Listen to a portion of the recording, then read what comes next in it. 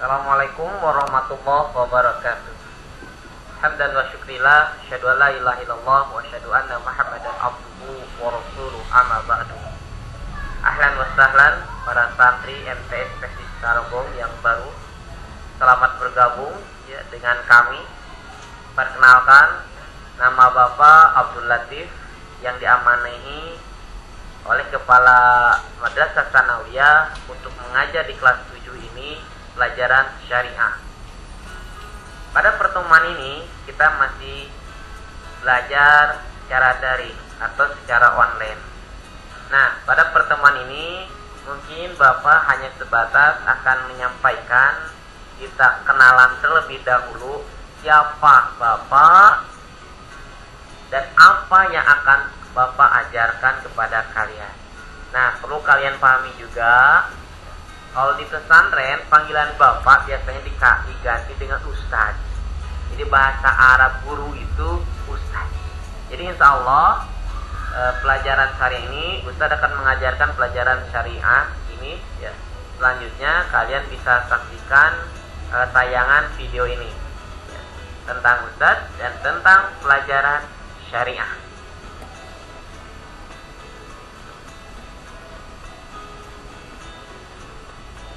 Ini biodata Ustadz ya, bisa baca sendiri. Ustadz aslinya dari Sukabumi. Jadi ketika SMP Tsanawiyah Ustadz sudah di asrama juga ya, sampai mu'alimin. Kemudian S1-nya juga di Surabaya di asrama juga. Setelah dari Surabaya ke Garut lagi, tinggal di asrama juga. Tapi sekarang tidak di asrama ya.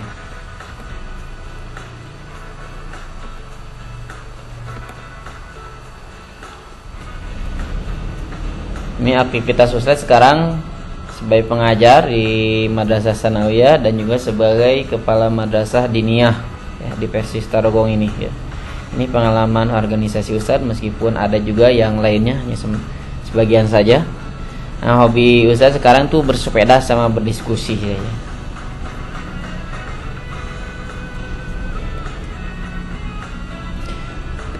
Sekarang kita akan berkenalan dengan pelajaran syariah. Satu minggunya 6 jam pelajaran ya. Jadi, siap-siap saja kalian mengatasi kejenuhan bertemu dengan Ustadz, oke? Karena pelajaran yang paling banyak.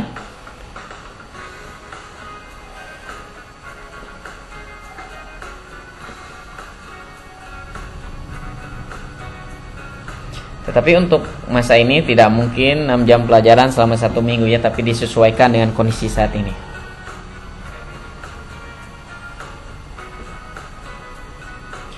Nah, Ustadz mempunyai rumus kalau belajar dengan Ustadz, khususnya ketika tatap muka ya. Apa itu rumus belajar dengan Ustadz? Ini rumusnya, only. Apa itu only?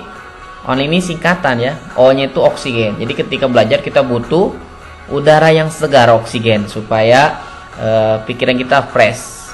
Kalau oksigen sedikit, karbohidratnya banyak, kecenderungan ntar akan ngantuk ya. Apalagi kalau tidak punya oksigen, bisa aja pingsan kita ya. Yang kedua ini itu adalah nutrisi. Jadi ketika belajar kita harus mempunyai nutrisi tubuh kita ya, kita harus makan makanan yang bergizi ya. Nah, yang ketiganya itu L, itu love, cinta. Jadi ketika belajar dengan syariah, kamu harus menumbuhkan rasa cinta. Cinta apa? Cinta kepada Ustadz sebagai pengajarnya, cinta kepada teman yang sampingnya, cinta terhadap pelajaran syariah juga. Karena kalau tanpa cinta, tanpa rasa suka, kamu tidak akan menemukan kesuksesan dalam belajar ya. Semuanya harus diawali dengan cinta. Dan yang ketiga, informasi yang akan disampaikan, baik itu informasi dari Ustadz ke kalian ataupun informasi dari kalian ke Ustadz, yang mana informasi tersebut mudah-mudahan jadi ilmu yang bermanfaat buat Ustadz maupun buat kalian ya. Ini harus ada ya rumus belajar syariah. Oke, kita ice breaking dulu ya. Anggap saja kita berhadapan tatap muka ya. Satu kelas kita bagi 2 kelompok, satu kelompoknya 11 orang ya. Kelompok A 11, kelompok B 11 ya. Ntar setiap orang harus membuat coretan tapi setiap orang cuma satu kali coretan ya. Ntar akan disiapkan papan tulis misalkan untuk kelompok A sama kelompok B. Nah, kelompok A ntar duluan, terus ntar kelompok B kalau selesai kelompok A. Tapi ntar kelompok B sama Ustadz akan instruksikan untuk membuat rumah. Sedangkan yang A bebas aja. Oke, kita siapkan. Nah, ini papannya, papan untuk kelompok A, papan untuk kelompok B. Papan untuk kelompok A, mulai kelompok A, orang pertama, ya, orang kedua, orang ketiga, orang keempat ke depan buat coretannya. Terus lanjut, selanjutnya ya, nyambung semuanya, ya, nyambung sampai kelompok 11 orang semuanya. Setelah selesai kelompok A, baru kelompok B, satu orang maju. Tapi kan tadi diinstruksikan untuk membuat rumah. Oke. Satu orang maju, bikin satu coretan, ya, semuanya maju bergiliran, dan akhirnya selesai juga 11 orang ya.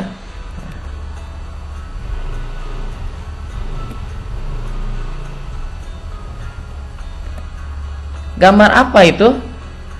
Ya. Kalau kelompok A gambar apa? Gak jelas. Jadi apa ya? Hanya sebatas coretan. Sekarang kelompok B, ya, terlihat gambar bangunan rumah.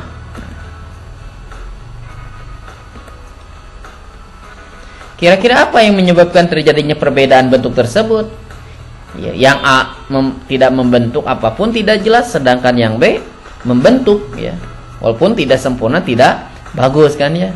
Ini dikarenakan kelompok A gambarnya tidak punya tujuan, sedangkan kelompok B gambarnya mempunyai tujuan. Nah, kita harus pahami, kita mencoba merefleksikan game ini.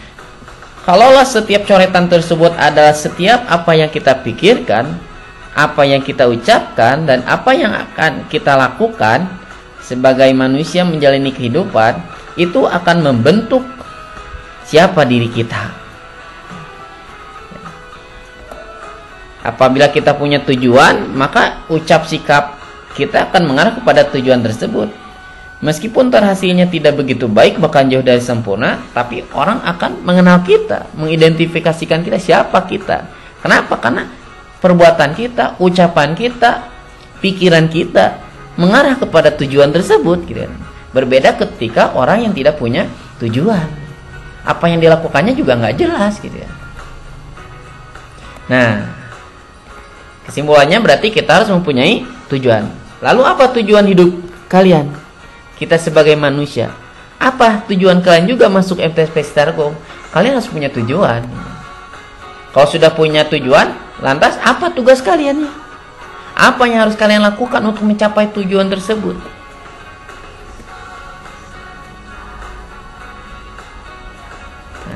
Sebelum itu menjawab, maka kita harus pahami dulu. Hakikat tujuan manusia itu adalah, kira-kira apa tujuan manusia? Ya, tujuan manusia ini adalah kembali kepada Allah. Sebagaimana ada ayat yang menyebutkan, innalillahi wa inna ilaihi raji'un. Sesungguhnya kami dari Allah dan kami pun akan kembali kepada Allah. Inilah tujuan manusia. Lalu apa yang harus dilakukan manusia supaya mencapai tujuannya tersebut, atau yang sering dikenal dengan apa tugas manusia? Tugasnya apa sih supaya mencapai tujuan itu? Maka tugas manusia tidak lain adalah ibadah kepada Allah. Hal ini sebagaimana diutarakan dalam ayat Al-Quran, wa ma khalaqtul jinna wal insana illa liya'budun. Dan tidaklah kami ciptakan jin dan manusia kecuali untuk beribadah. Tugas kita manusia ini adalah untuk beribadah.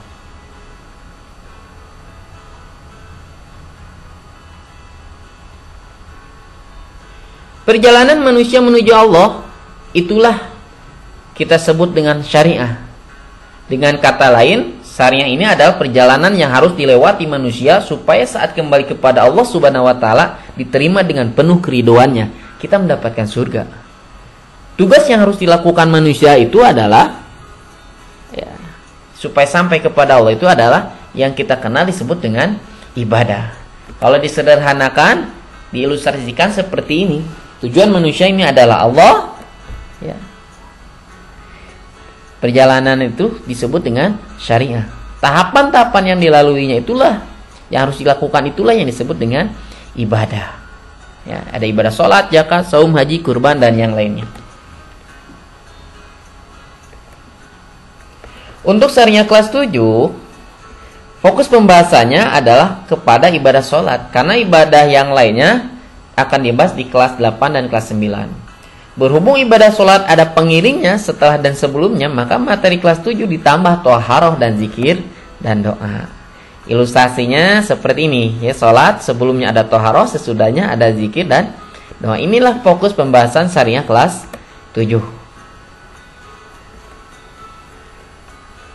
Adapun kompetensi inti atau hakikat pembelajarannya, yang pertama, kalian harus mempunyai, meyakini, menghayati ajaran agama Islam dengan benar sesuai Al-Quran dan hadis. Menjunjung tinggi sikap berakhlak karimah, mulai dari berperilaku jujur, disiplin, tanggung jawab, peduli, ya, toleransi, gotong royong, santun, percaya diri dalam bergaul dengan lingkungan keluarga, sekolah, masyarakat, dan lingkungan alam. Kemudian memahami pengetahuan tentang ajaran Islam yang dilandasi kajian ilmu atau ilmiah yang diawali rasa ingin tahu, dengan istilah lain bertafakuh fidin. Dan yang keempat, hakikat pembelajaran itu adalah mempraktekkan, mendemonstrasikan ajaran Islam dalam kehidupan sehari-hari. Ya, jadi hakikat pembelajaran kalau disederhanakan, maka kita harus berakidah, berakhlak, beribadah, dan beramal. Adapun kompetensi dasar, materi yang harus dimiliki ya, semester 1, materi tentang toharoh, yaitu bersuci dari najis dan hadas. Materi tentang wudu, tayamum, mandi janabat. Materi sholat fardu mulai dari gerakan, bacaan, dan terjemahnya. Dan materi zikir dan doa setelah sholat. Sedangkan semester 2-nya, materi yang akan dibahasnya itu adalah sholat berjamaah, sholat Jumat, sholat dalam keadaan darurat, jamak dan qashar, kan? Sholat jenazah, sholat sunnah, dan juga macam-macam sujud. Ini materi kelas 7 yang akan kita pelajari.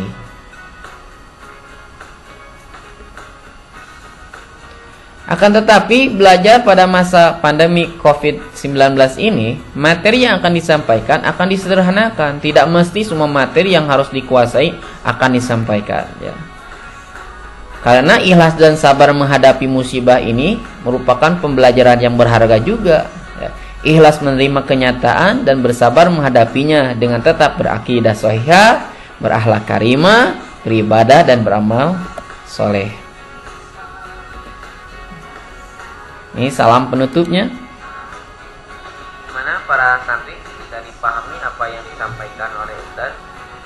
Mudah-mudahan ada manfaatnya buat kalian, juga buat Ustaz. Selanjutnya kalian tinggal mengisi refleksi saja dari setiap pertemuan belajar dengan Ustaz. Dan mohon maaf apabila ada penjelasan, ada kata yang tidak berkenan di hati kalian. Ditutup dengan doa, Rabbana atina fid dunya hasanah wa fil akhirati hasanah wa qina azabannar. Aqulu qouli hadza wa astaghfirullaha li wa lakum. Wassalamualaikum warahmatullahi wabarakatuh.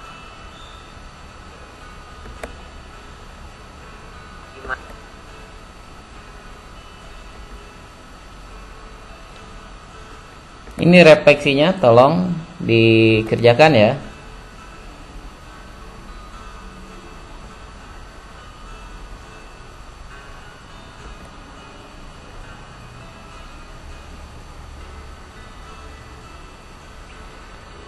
Sekian. Assalamualaikum warahmatullahi wabarakatuh.